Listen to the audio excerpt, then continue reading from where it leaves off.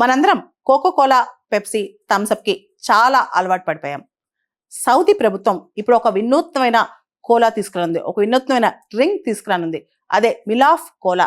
అక్కడ పూర్తిగా ఏ artificial sweetener, sugars ఏమీ లేకుండా ప్యూర్గా అక్కడ దొరికే, సౌదీ అరేబియాలో సోర్స్ చేసుకుని అక్కడే దొరికి అక్కడే పండే ఈ ఖర్జూరాలు ఉంటాయి కదా, డేట్స్, వాటితో ఈ కోలా తయారు చేస్తారంట.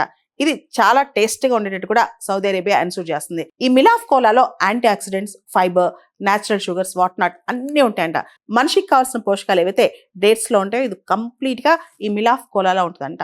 సౌదీ అరేబియా మనందరికి తెలుసు, తన ఎకానమీని 2030 కల్లా డైవర్సిఫై చేయాలని ప్రయత్నం చేస్తుంది అనమాట. అంటే కేవలం ఇంత ముందు వరకు ఆయిల్ బేస్డ్ ఎకానమీ ఉండేది, చమురుతోనే వాళ్ళ ఎకానమీ ఉండేదన్నమాట. ఇప్పుడు 2030 కల్లా రకరకాల సెక్టర్స్లో సౌదీ అరేబియా ఎంటర్ అవుతుంది. అదేవిధంగా గవర్నమెంటే, సౌదీ అరేబియన్ గవర్నమెంటే ఈ మిలాఫ్ కోలాని ప్రొడ్యూస్ చేయబోతుందంట. ఇది కోకో కోలా, పెప్సీ కోలా వీటన్నిటికి ఎంత టేస్ట్ ఉందో అంతే టేస్ట్గా, అంతకంటే రెట్టింపు టేస్ట్గా, ముఖ్యంగా స్వచ్ఛంగా తయారు చేసే దిశగా ఆలోచిస్తుందంట.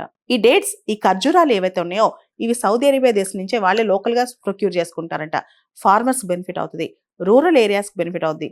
అంతేకాదు fast mover consumer goods industries కూడా ఇది బెనిఫిట్ అవుద్ది.